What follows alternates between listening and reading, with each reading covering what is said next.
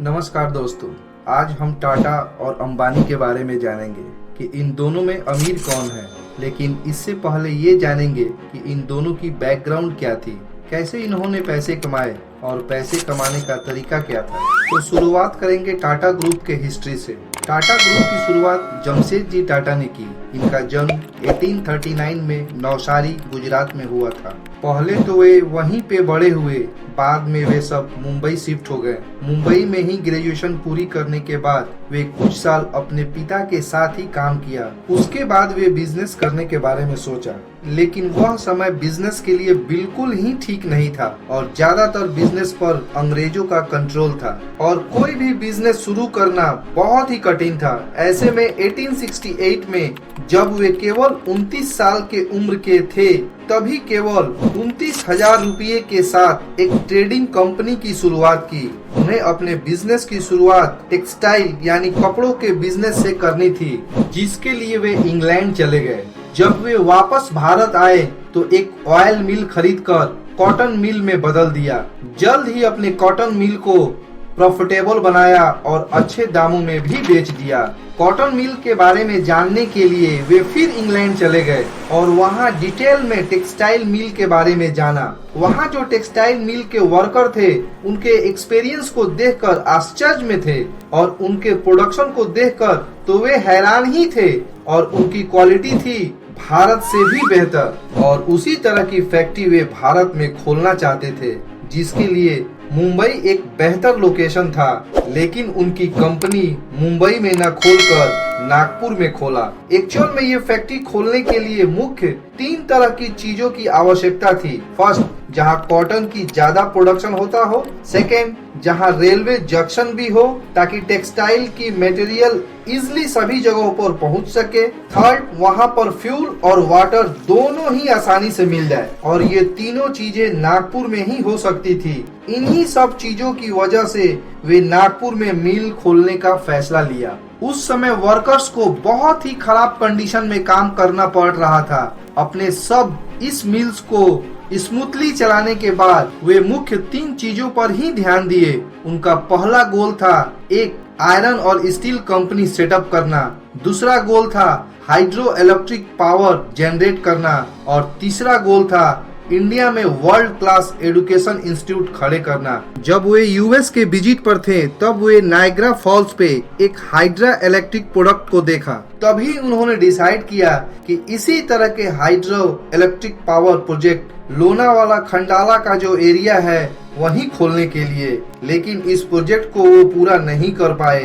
बाद में उनके बेटे दोराबजी टाटा ने इसे पूरा किया। अपने जीते जी जमशेदजी टाटा ने अपने तीनों गोल को पूरा नहीं कर पाए और इसके बाद उनके बेटे दोराबजी टाटा ने इस प्रोजेक्ट पर काम करना शुरू किया और आगे चलकर इसे कंप्लीट भी कर दिया। एक बार की बात है कि जमशेदजी टाटा के पास इंडियन मनी नहीं रहने की वजह से उनको एक होटल में एंट्री नहीं करने दिया गया था। इसके बाद उन्होंने अपना खुद का 5 स्टार खोलने के लिए फैसला लिया, जहां सारे इंडियन को एंट्री मिल सके और दुनिया के सारे फैंसी चीजों को ध्यान में रखते हुए उन्होंने एक होटल खोला, जिसका नाम तो अब सभी को पता ही है, ताजमहल होटल।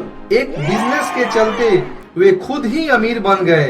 जब उन्होंने अपना बिजनेस शुरू किया, तब उनका फोकस था इंडिया के गरीबी को खत्म करना और एक ताकतवर देश बनाया जाए। उन्होंने 1892 में जेएन टाटा एंडोमेंट की शुरुआत की, जिसमें जिन स्टूडेंट्स को हायर एजुकेशन के लिए दूसरे कंट्रीज में जाना पड़ता था, उसे सपोर्ट करते थे। ये एंडोमेंट सभी के लिए था, चाहे वो किसी भी कास्ट के लिए क्यों न हो, क्योंकि जमशेद जी को खुद ही पढ़ना पसंद था। यही उनकी सोच थी, अगर भारत के लोगों को टैलेंटेड बनाना है तो यहाँ के अच्छे और पढ़े लोगों को सपोर्ट करना ही होगा। इसी वजह से वे इस तरह के एंडोमेंट को खोला था। बाद में वे आगे चलकर इंडियन इंस्टीट्यूट ऑफ साइंस शुरू करने के बारे में सोचा था, जो कि आज दुनिया के टॉप कॉलेजेस में आता है। उसके लिए उन्होंने अपने पर्सनल पैसे से 30 लाख डोनेट किया था और उनके जीते जी ये सपना पूरा नहीं हुआ। बाद में दोराबजी ने इसे पूरा किया। 1911 में इंडियन इंस्टीट्यूट ऑफ साइंस का प्रोजेक्ट भी शुरू हुआ। वे भारत के बारे में इतना सोचते थे, इसी वजह से वे इस तरह के प्रोजेक्ट के बारे में सोचा। जैसा कि उनका गोल ये भी था कि एक स्टील कंपनी की शुरुआत की जाए और उसी वजह से एक टाउनशिप बनाया गया और अपने बेटे को कहा कि इस कंपनी के वर्कर इसी टाउनशिप में रहें और उस टाउनशिप में अलग अलग तरह के पेड़, गार्डन, प्लेइंग ग्राउंड रहने ही चाहिए। साथ ही हिंदू टेम्पल, मस्जिद और चर्च भी रहने चाहिए। वे एक्चुअल में धर्म और जात पात से ऊपर सोचते थे और वे अपने भारत के बारे में ज्यादा सोचते थे। 1904 में जमशेदजी टाटा की मृत्यु हो गई और उसी के बाद दोराबजी टाटा ने इस सारे कंपनी का कार्यभार संभाला और अपने पिता के सपने को पूरा करने के लिए दोराबजी टाटा ने अपनी जी जान लगा दी। उन्होंने जमशेदजी का सोचा हुआ हाइड्रो इलेक्ट्रिक पावर प्रोजेक्ट को भी पूरा किया। बाद में टाटा आयरन स्टील कंपनी पर भी काम करना शुरू किया और साक्षी नाम के गांव में उन्होंने इस प्रोजेक्ट की शुरुआत की। जमशेदजी ने जिस तरह के टाउनशिप के बारे में सोचा था, उनके बेटे दोराबजी ने उसी तरह की टाउनशिप तैयार की। बाद में उस टाउनशिप का नाम ही जमशेदपुर हो गया। तो इसी तरह अपने पिता के तीनों गोल को पूरा किया, जैसे Indian Institute of Science, hydro electric power और Tata iron and steel company तीनों ही शुरू हो गई। दोराबजी ने अपने पिता के सारे प्रोजेक्ट और प्रिंसिपल को माना और उसे पूरा भी किया। उन्होंने इंडिया की पहली ओलंपिक टीम को फाइनेंशियल सपोर्ट दिया। साथ ही आगे चलकर टाटा इंस्टीट्यूट ऑफ साइंस की भी शुरुआत की, ताकि आगे चलकर सोशल एजुकेशन को भारत में बढ़ावा मिले। दोराबजी टाटा के बाद 1938 में मिस्टर जे.आर.डी. टाटा ग्रुप के चेयरमैन बने। उस समय वे केवल 34 साल के थे। उस समय टाटा ग्रुप की 14 कंपनी थी। जे.आर.डी. टाटा बहुत ही पैशनेट बिजनेसमैन थे और बहुत ही एग्रेसिवली टाटा ग्रुप को आगे भी बढ़ाया और एक के बाद एक बिजनेस की शुरुआत की। उन्होंने टाटा एयरलाइंस की शुरुआत की और पहली फ्लाइट कराची से मुंबई उन्होंने खुद ही चलवाई। ये बहुत ही अच्छी एयरलाइंस कंपनी थी, लेकिन बाद में इसको गवर्नमेंट ने टेक ओवर कर लिया और इसी का नाम आज एयर इंडिया है। गवर्नमेंट ने एयर इंडिया का चेयरमैन जे.आर.डी. टाटा को ही रखा। जब तक वे एयर इंडिया के चेयरमैन थे, तब तक उसे बहुत ही अच्छे तरीके से चलाया। बाद में 1977 में मोरारजी देसाई जब भारत के प्रधानमंत्री बने, तब वे जे.आर.डी. टाटा को एयर इंडिया के चेयरमैन पद से हटा दिया। उसके बाद जे.आर.डी. टाटा ने टाटा केमिकल शुरू की, Tata T, Tata engineering and Tata locomotive company भी शुरुआत की, टाटा मोटर यानी टेल्को। इस तरह उन्होंने कई तरह की कंपनी की शुरुआत की। जब वो चेयरमैन बने, तब टाटा ग्रुप के केवल 14 कंपनी थी। जब 1991 में टाटा कंपनी के चेयरमैन पद छोड़ा, तब टाटा के पास 95 कंपनीज थी।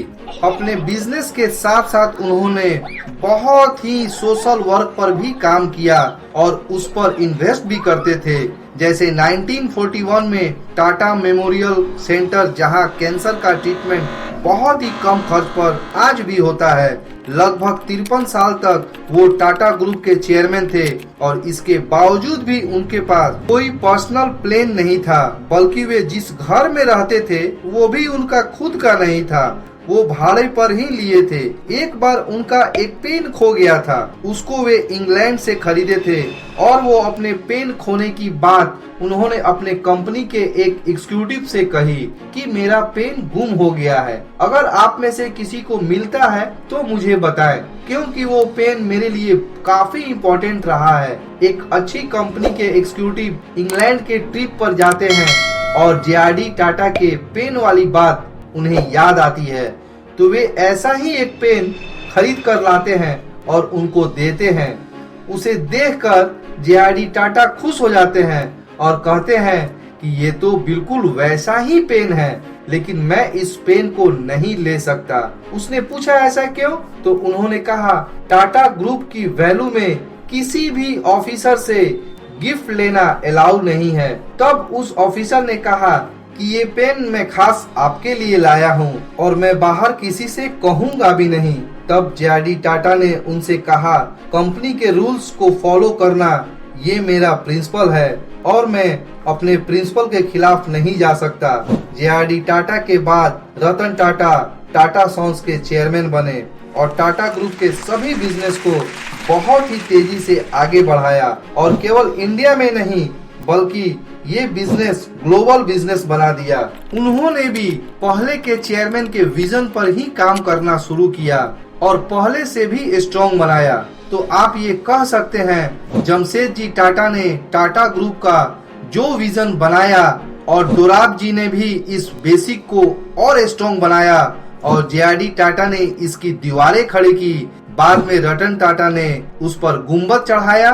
तो ये थी टाटा ग्रुप की कहानी। अब हम अंबानी ग्रुप की कहानी के बारे में बताते हैं। धीरू भाई अंबानी का जन्म 1932 में जूनागढ़ गुजरात में हुआ था और उनके पिता एक स्कूल टीचर थे, लेकिन उनके पिता के शिक्षक होने के बाद भी वे पढ़ने में बिल्कुल ही दिलचस्पी नहीं दिखाते थे।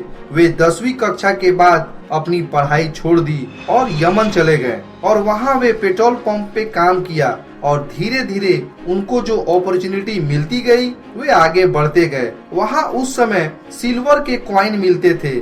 धीरू भाई अंबानी ने देखा कि जो कॉइन सिल्वर से बने हैं, सिल्वर की वैल्यू उसे कॉइन की वैल्यू से ज्यादा है, जिसके बाद वे सिल्वर को मेल्ट करना शुरू किए और मेल्ट करके वो सिल्वर को बेचने लगे। और 1957 में वे जब भारत वापस चले आए और वापस आने के बाद वे एक चाल में ही रहते थे और वहीं पर रिलायंस कमर्शियल कॉरपोरेशन की शुरुआत की। मिस्टर धीरू भाई अंबानी की कंपनी स्पाइसेस और पॉलिस्टर यार्न के ट्रेडिंग का काम करती थी। उसके बाद ही उन्होंने टेक्सटाइल यानी कपड़ों के बिजनेस में इंटर किया और विमल ब्रांड लॉन्च किया। विमल ब्रांड को होलसेलर की तरफ से अच्छा रिस्पांस नहीं मिला, जिनके बाद उन्होंने खुद ही उस ब्रांड को सीधे कस्टमर को बेचना शुरू कर दिया। उनके पास बोलने की अद्भुत क्षमता थी। उस जमाने में लोग कंपनी के इन्वेस्ट नहीं करते थे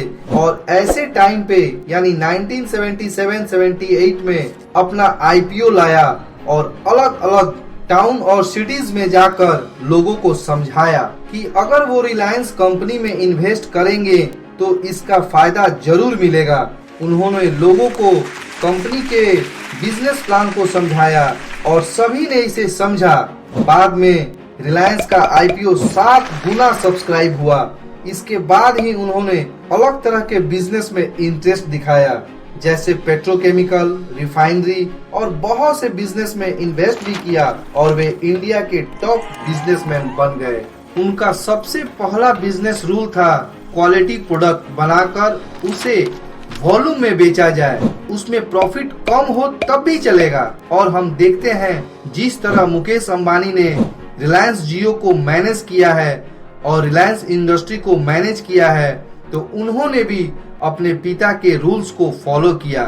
बाद में उन्होंने भी इस तरह के बिजनेस में एंट्री किया, जैसे टेलीकॉम, इंफ्रास्ट्रक्चर, और हाँ, उन्होंने अपने शेयर होल्डर से जो वादा किया था उसे पूरा भी किया, जिसके चलते अंबानी ही नहीं उनके शेयर होल्डर भी काफी अमीर बन गए। जब आईपीओ आया था तो रिलायंस का रेवेन्यू 70 करोड़ था, जबकि साल 2002 तक 75,000 करोड़ तक चला गया था। अपने डिफिकल्ट टाइम में लोगों ने रिलायंस आईपीओ में इन्वेस्ट करके धीरू भाई अंबानी को काफी सपोर्ट किया था। इसी के चलते अपनी कंपनी को एक शेयर होल्डर कंपनी बनाई, जो कि रेगुलर इन्वेस्टमेंट के जरिए कंपनी की सभी बातें शेयर करते थे और पार्टनर की तरह ही ट्रीट करते थे। अपने एनुअल शेयर होल्डर मीटिंग में भी अपने सारे शेयर होल्डर को बुलाते थे। साल 2002 में धीरू भाई अंबानी की मृत्यु हो गई। इसके बाद उनके बिजनेस अपने 2 बेटे अनिल अंबानी और मुकेश अंबानी में बांट दिया गया और साल 2007 में मुकेश अंबानी 49 बिलियन और अनिल अंबानी 45 बिलियन डॉलर की थी। जो कंपनी अनिल अंबानी को मिली, जैसे Reliance power, Reliance infrastructure, Reliance communication, और जिसे अनिल अंबानी अच्छे से चला नहीं पा रहे थे, जिसके चलते उनके ग्रुप की वो सारी कंपनी खराब स्थिति में थी, जिसके बाद उन्होंने कोर्ट में ये बयान भी देना पड़ा कि उनके नेटवर्क जीरो हो गए हैं। वही मिस्टर मुकेश अंबानी ने अपने पिता के रूल्स को फॉलो करके अपने बिजनेस को बहुत ही आगे बढ़ाया। अभी ही फरवरी 2020 में उनकी कंपनी की वैल्यू 57.4 बिलियन डॉलर है, जो कि लगभग 4 लाख करोड़ के बराबर है। अब सवाल ये आता है कि टाटा ग्रुप और अंबानी ग्रुप इन दोनों में से बड़ा कौन है, या साथ में ये भी सवाल आता है कि टाटा ग्रुप बड़ी है या अंबानी ग्रुप। तो चलिए इसे समझते हैं। मिस्टर अंबानी की जो मेन कंपनी है वो है रिलायंस इंडस्ट्रीज। उनकी बाकी कंपनी रिलायंस जियो, रिलायंस रिटेल, ये सभी रिलायंस कंपनी की सभी डेयरी कंपनी है।